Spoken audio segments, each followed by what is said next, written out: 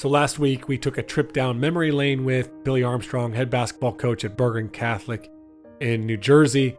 Some fascinating stories, some of them funny, others incredibly vulnerable. Billy's a great storyteller, fascinating speaker, yet one of the many things that I appreciate about him is not only how raw and vulnerable he is in those stories, but how he is really working hard as a leader to grow. It's not all talk for him. There's in no way is this fake. He is as highly invested in his own growth as he is in the growth of his players. And yeah, they may have won many championships and were even at one point nationally ranked this year. But his priority isn't winning, it's growth and impact. He's more focused on the relationships and the culture than he is on the X's and O's. And that's what we're all about on the Coaching Culture Podcast. So welcome back. I'm JP Nurbin, the founder of TOC Culture Consulting. And I'm joined by my co-host, Nate Sanderson. Nate and I support coaches through our mentorship and coaching program. We work with coaches like Billy throughout the year in weekly one-on-one calls, providing a sounding board that people can reach out on, and resources for coaches that help them to make culture building simpler. We also get the importance of community, which is why we bring coaches together through our group chat, roundtables, cohorts, and retreats. To learn more all about this, head over to tocculture.com or just schedule a call using the link in the details of this episode. Now let's pick back up with the second part of our conversation with Billy, where we had just started to talk about his own coaching challenges. I want to ask you this, because I think a lot of us as coaches, struggle. And part of this, I suppose, is the fact that we identify ourselves as coach, right? And that becomes part of how we see ourselves. And then consequently, how our team plays, as you mentioned, becomes a reflection of how we see ourselves and how we believe others see us. But at the same time, when you do some of the inner work there, and some of the clients that I've worked with this past season would talk about the same thing. Like, how do I overcome as a coach the temptation to feel the way my team plays, or, to have my emotional landscape determined by whether or not a 15-year-old can pass and catch a ball or, make a shot, right, or whatever it might be. How do you get past that? Or maybe another way of asking that is, if it isn't your team performance that gives you worth as a coach, what does make you a good coach? And I will honestly tell you that I've been the coach. I've been coaching here for 14 years, 3 years as a JV coach. This is my 11th year. I've been coaching probably like 18, 19 years or whatever. And I think this year was the first time, thanks to my team, the lessons I learned from my team. This was the first time in my coaching career that I was able to not, judge myself. And, my self-worth was not identified with my team winning or losing. And I was able to get to that point for, there's two reasons why. One, I'm the father of three young kids, so 6 now, 2 and an 8-month-old. So I would go home after the games and I would be coloring unicorns and princesses in the coloring book after a tough loss. So my daughters would just, when I came home, win or lose. So like that really put things in perspective for me. Like, what's this all about? My daughters could care less. And it's funny because when our season was over and we finally lost our last game in the Tournament of Champions semifinals, everybody's upset. My wife's upset. We're upset. And I'm in the hallway at Rutgers, and there's a newspaper reporter guy getting ready to interview me. And here comes my wife and my daughter coming down the hallway, and they stop and whatever. And my wife tells my daughter April, "Daddy's team lost," and she says, "Good. So now he'll be home more now. So I'll get to see him more." And it was like, bam, like right in the face. It was like, so that really helped me just putting things like in perspective.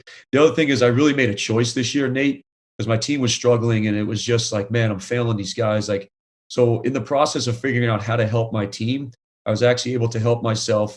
And through the reading and different things, I made this decision that I love what I do and I'm going to attack each day with joy and enthusiasm. That sounds like really good, and it's like, it sounds really good. And all of a sudden your team stinks that night and you're losing and stuff. I really stuck to it. And every day I got up, I wrote it on an index card. I carried it around with me. And that was just my thing. I love what I do. And I'm going to attack every day with joy and enthusiasm. Because at the end of the day, it's really, for me personally, being able to coach basketball and coach young kids and do these things on the worst day of coaching basketball is better than any day for me doing some other job. So I would just remind myself that, and losing sucks. It's just, it hurts you personally. It stinks and all those things. So, but I made that and put that intention out there, and I stuck to it. And I would show up to practice the next day, and whether we win or lose, the kids felt the joy and enthusiasm. And I started every practice the same way. Like once I got to that place in my life personally, and we'd start practice, and it's like, today's a perfect day to play some basketball. And we're going to attack each day. You're going to attack today with joy and enthusiasm. And I love you guys, and I love what I do.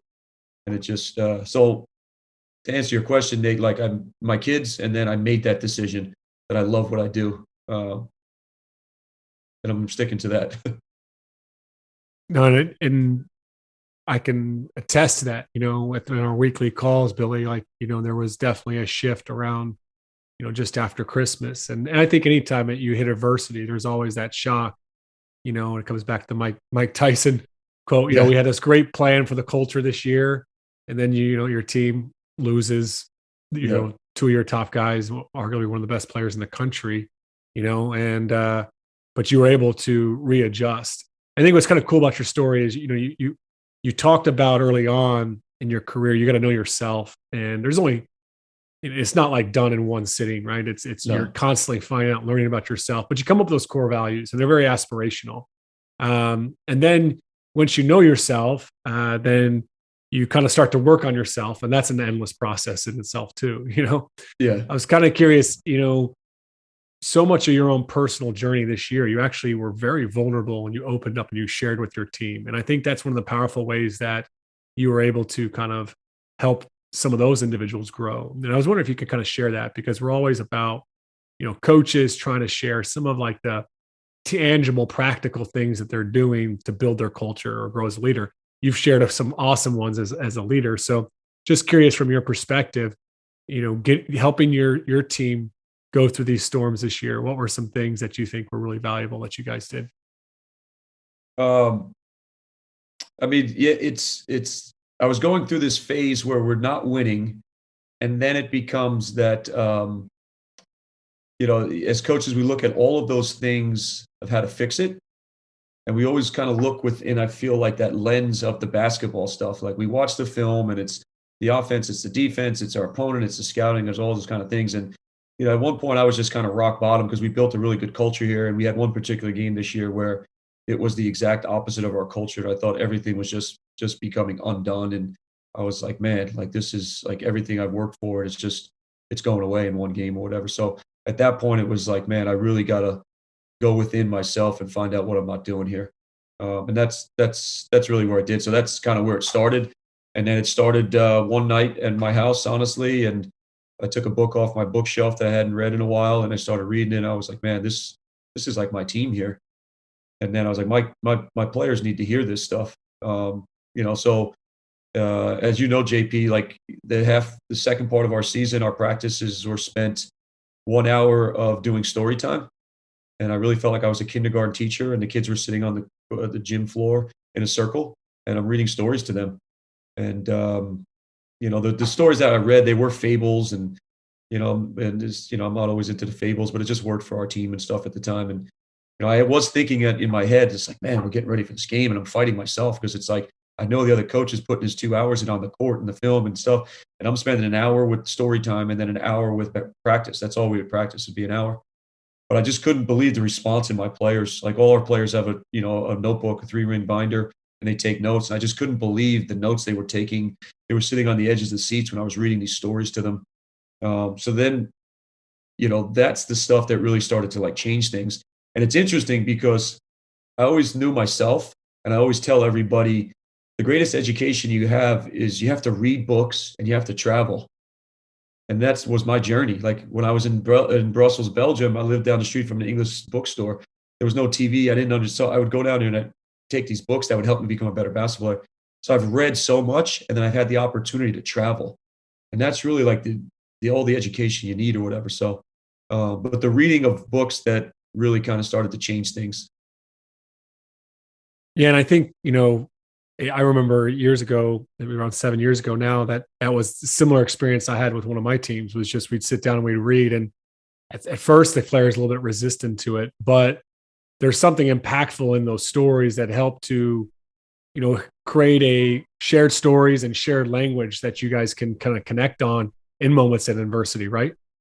Yeah, that's what it really was. We all of a sudden it created this whole new language around Bergen Catholic basketball, and that was really the biggest thing. Like just different like quotes and different things, concepts and ideas that showed up in the different books that we were reading. The one thing that jumped out to me was right away was that this line of how you can never outperform your self image or self worth, and that just hit me as a coach. And I was like, all right, wait, now I need to get to the bottom of I have these kids on the surface that have scholarships, that are good players, have all these things, and they have all the swag on the outside. Man, they look cool.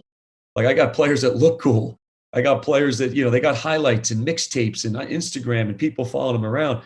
But I'm like, man, I got really got. So then I started to have conversations in one-on-one meetings with my players, and I'm finding out the guys that I thought were the coolest and the most confident were the least confident. And peeling back that onion little by little with these like one-on-one conversations, I was like, man, and there's no way we could be successful. Like we're just going back to that concept of you can't outperform your self-worth and self-image. Two other ones that jumped out is we started talking. I started saying it at the beginning of practice, at the end of practice. Great things are coming our way. Like great things are coming our way. And then and I just kept saying it, like during games, great things. Halftime, great things are coming our way. And I knew I had the kids because they started making fun of me about it. And it's just like, yeah, we know, coach, great things are coming our way. And we're down 12 at the half here. And then all of a sudden we like found a way. And it's like, and then the biggest one was every setback is a setup for something greater. And like, that was big for us. And then JP, because we had this conversation, but we had lost to our arch rival the second time at home. And I get a text that night from a freshman kid who was made our varsity team, was a great kid, Tyler. And he texted me that night, and I'm all upset and pissed, and all the feelings that you have as a coach and all those things. And he texts me, he's like, "Don't worry, coach. Every setback is a setup for something greater." And if he was in my living room, I think I would have wrung his neck and I would have been fired from coaching. I wanted to grab him by the collar. And I remember going into practice the next day, and I shared that story before we started practice. And I did a little acting because I went in and I kind of acted like I was pissed off. Like Tyler sent me this quote last night, every setback is a setup for something greater. And the nerve of Tyler. And he got all red in the face and stuff. And I just started burst out with laughter. And then our team started laughing. And then we had a great practice that day. But he was right. And what he was right was he was just like, Coach, I'm 15 years old. This is the message you're giving me. And this is the medicine you're trying to feed me every day. We'll take some of your own medicine is basically what he told me. And it was the medicine I needed at the time. Yeah, no, it's a great story. One of the big things you knew you needed to get better at this year as a coach was the accountability thing. It's just an area that, we all struggle as coaches, is holding our players accountable in the right way, empathy and care with accountability and doing those. And so what were, some strides that you made and some things that worked for you when it came to holding your players accountable this season? I guess the first thing was really learning from you, JP, to be honest with you, was because I was really poor at accountability. Because I'm that person that was always like putting out fires just growing up as a kid. And I grew up where there was a lot of arguing going on around me. So I was always the one trying to make peace. And because there was a lot of arguing going on around me growing up as a young child, I really, really avoided confrontation because that was the worst. And I saw it every day, and it scared the lights out of me as like a 7-year-old, as a 9-year-old, So I wanted to make every environment that I was in it's okay. Everything's okay. And so I avoided confrontation because I was afraid of it. But then so that hurt obviously with the accountability piece. And then I learned this year I think was the biggest strides I took in accountability with our program. I learned from you, JP, that I always thought like to hold somebody accountable, you had to yell at them. You had to go off on them. You had to just blow up as a coach and basically throw everybody out of the gym and things and stuff. And then I learned this year from you that I didn't have to do that. And we went through some stuff with some of our senior leaders, like going into the, in our preseason, like with fall league games where, they were not up to standards in our workouts, and they behaved in a certain way towards the referees that was not allowed. So in just a conversational way, I said, hey, the standards, and I love you to death, but you're not playing in the next game, um, because you're below the line with those standards and stuff. So um, just coming to terms with that, you don't have to do it that way, really helped me, and that you can still care for the kid and tell the kid you love them, and all of those things really helped me. And then the other part was like, you helped me with it. I just had to get better at it, because I want to be an extraordinary coach, and I want to be as good as I can. And I just knew like I had to just take that leap of faith, because if I don't get better at confrontation and embracing confrontation, I don't get better with accountability, I'm never going to be that as good as I want to be. And our program will never really get to the level I want it to get to. And so that helped us this year. You just shared something there, I think, which is huge. Well, two things. The second being that it's really a skill. Like, you had to get better at it.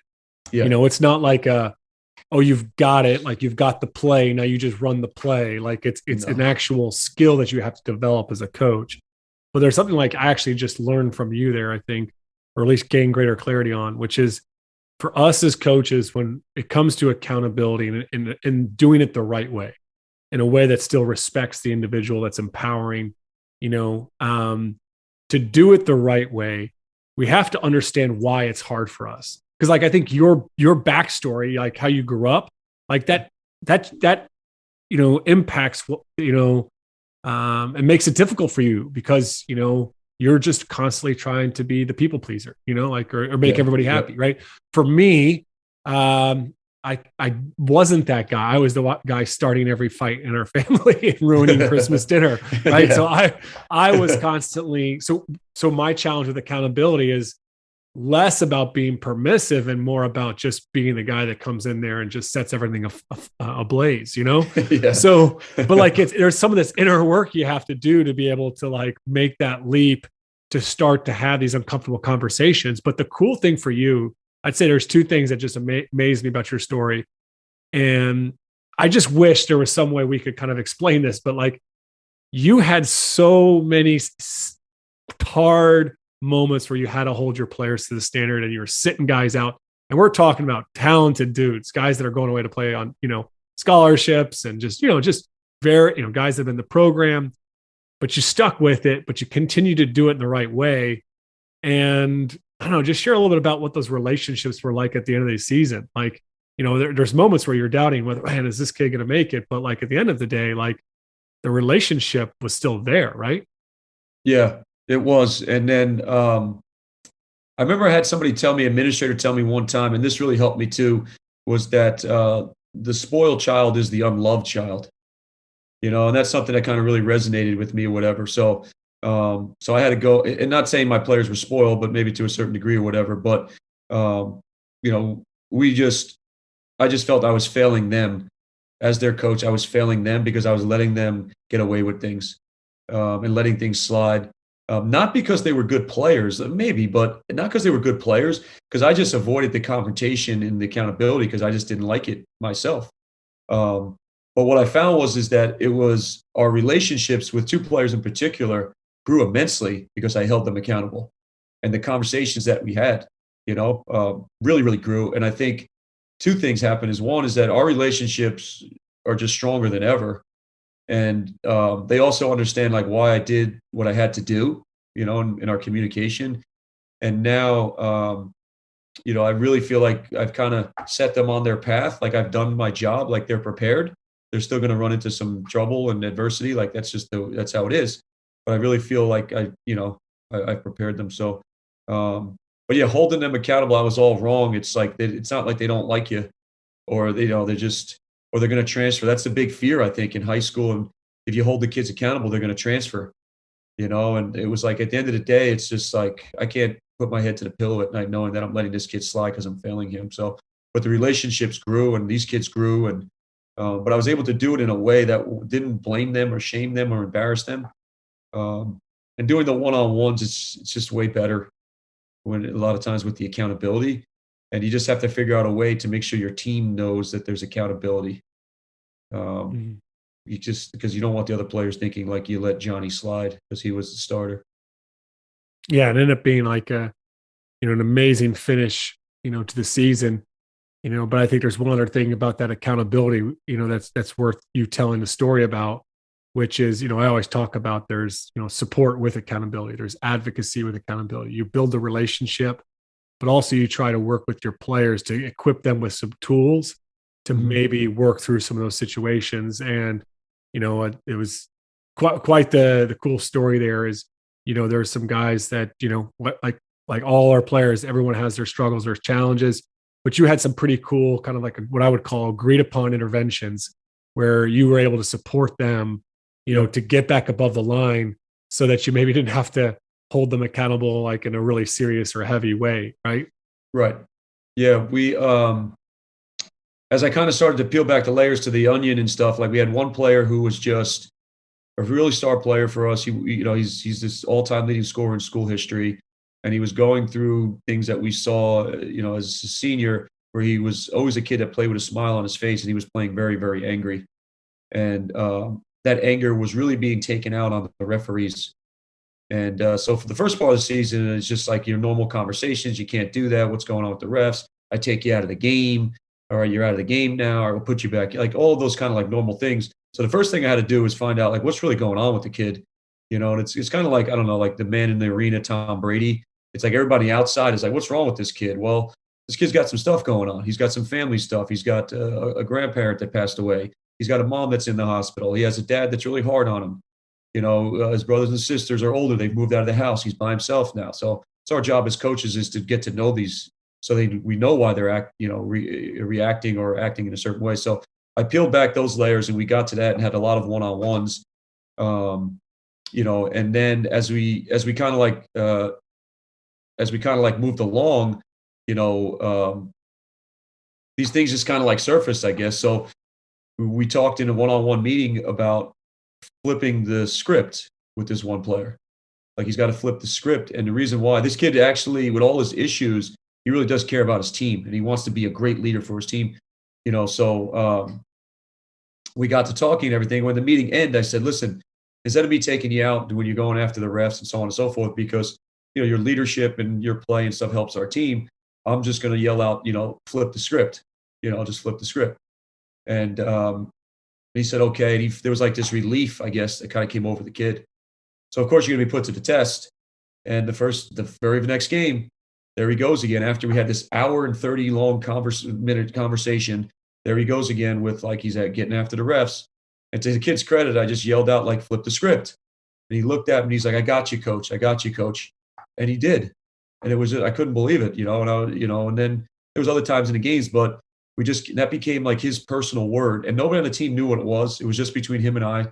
And, it worked. And we had two other players where, we had similar things that we had one player where he would always zoom in every game, he'd go in. So then I talked to him in meetings and stuff, and we talked about zooming out. So I'd yell out, zoom out. And he'd be, I got you, coach. Again, he would zoom out. And then we had one other kid who, just quickly is going to be an incredible player, is an incredible player. You'll be watching him on TV. And he's a big kid. So, nobody passes the ball to big kids. He gets down on himself a lot, all the time. And he has people in his corner that always tell him he doesn't get the ball enough. He needs the ball and so on and so forth. So, with him, it was really getting him to have a strong posture because his posture would always be down. And then I had an alumni send me this article, about Coach K and how LeBron James was upset during, one of the Olympic Games at Kobe Bryant. And, the article was about LeBron James telling Coach K, you better fix that guy. So I read the article and then I said, man, I could use this with Terry. And basically it was pretty simple. Kobe was being selfish during one of the games. LeBron James got taken out of the game by Coach K. Coach LeBron walked past Coach K and said, Coach K, you better fix that guy. And he used some MF words involved with that as well. And Coach K in the article said he was very nervous the next day. Like he was right. I had to go fix Kobe Bryant. I got to tell one of the greatest players in the history of the game, you're shooting too much and you're being selfish.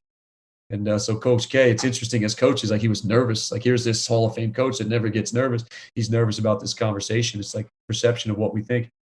So now that with my player, I talked to him about it. And I said, anytime you think you're not getting the ball, just yell out, fix it, and leave out the MF part of it, but just yell out, fix it. and I'll run a play for you. I'll run a set play for you. And this kid finished the game. We had about 13 games left of the season. He never yelled out "fix it" ever, but he had this strong posture, and he was unbelievable during our season. And this is a kid that doesn't know who his dad is, and I think some of the male figures, he hasn't had many, and maybe to a certain degree, he felt like, man, like coach has my back here. And anytime I want, I could say fix it. He's going to run a play for me, and I'm going to get the ball. And he never actually asked for it. So, but these were kind of these one little words that were between us that, but I would never have gotten there if it wasn't for the relationship that I built with the kids, and also getting the backstory of why they were acting the way they were acting.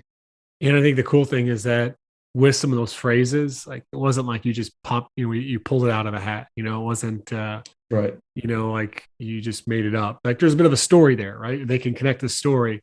I think the really cool part about the last story, the fix it story, is that it's kind of the opposite in some ways of the other ones. It's like it's a word that they say to you that right. helps to empower them when they're going through some frustrations. Right. And I think, obviously postmen, big guys, they have some legitimate frustrations when they don't touch the ball, and they're expected to play defense and run the ball, run the floor 4 times. I remember like years ago, I had a player that was frustrated like that. He was a big man. And I used the story of who was the coach of Dwight Howard back at the Orlando Magic. I think it was like Stan Van Gundy, right? Van Gundy, maybe, yeah.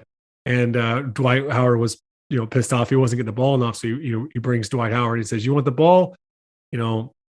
Points to the rim. He's like, "Then you just go get it. You essentially go get more rebounds." Yeah. That wasn't nearly as effective as you actually, connecting with this player and showing him, "Hey, I got your back. I got you." Empowering, and to kind of do it in a respectful way too. And I think that's one of the cool things about your journey is that your journey as a coach is not separate from your player's journey. It's almost like the shared journey of like growth and that's, I think, one of the reasons your players love you too.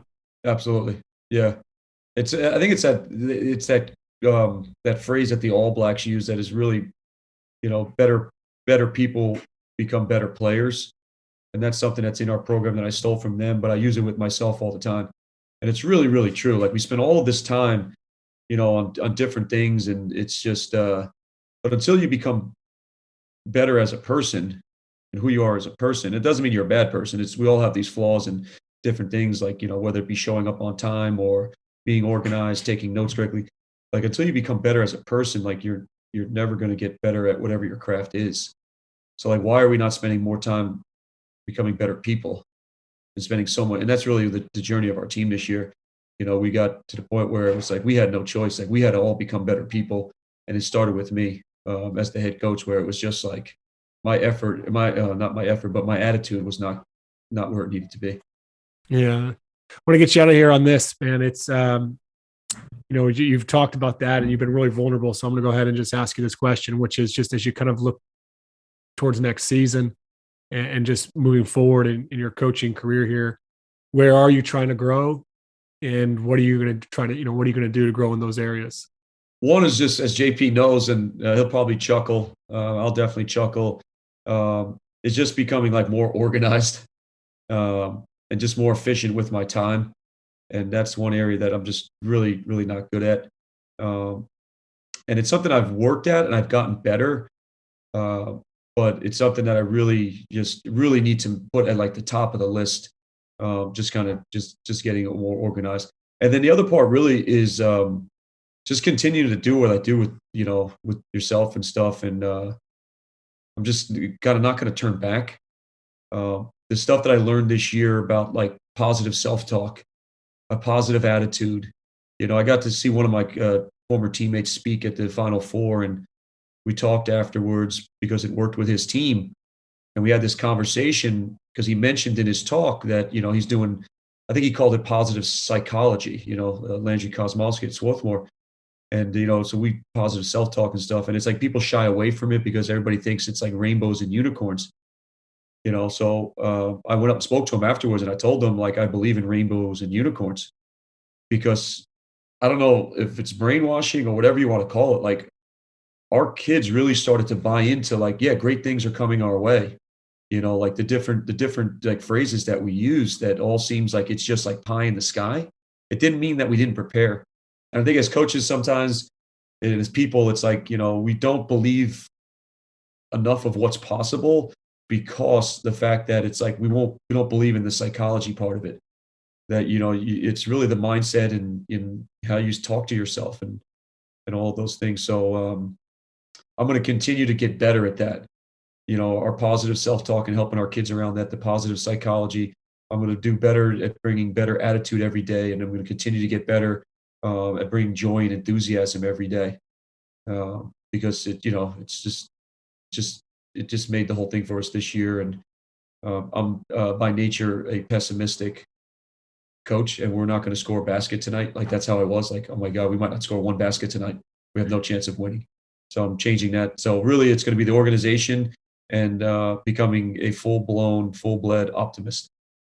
I love it, and I appreciate you sharing that because I think that's great advice for coaches. Your own example, to follow. Whether it doesn't have to be organization or positive self-talk. It could be something else, but those are areas I think so often we talk about growth mindset with players, but we don't necessarily have that with ourselves. And it's like, well, I'm just not an organized person, or I'm a little bit of a pessimist. And you've shown that, through daily action, consistently over time, staying in this journey, the growth can happen. So appreciate you coming on the podcast and share a little about your journey and your experiences, man. Oh, thank you so much, JP. It's an absolute honor, and I really, really appreciate you having me on. All right, that's it for our discussion with Billy. We definitely appreciate his vulnerability and the practical applications that he shared with us. Thanks again for listening into the Coaching Culture Podcast. Please be sure to subscribe wherever you listen to the podcast so you don't miss any future episodes.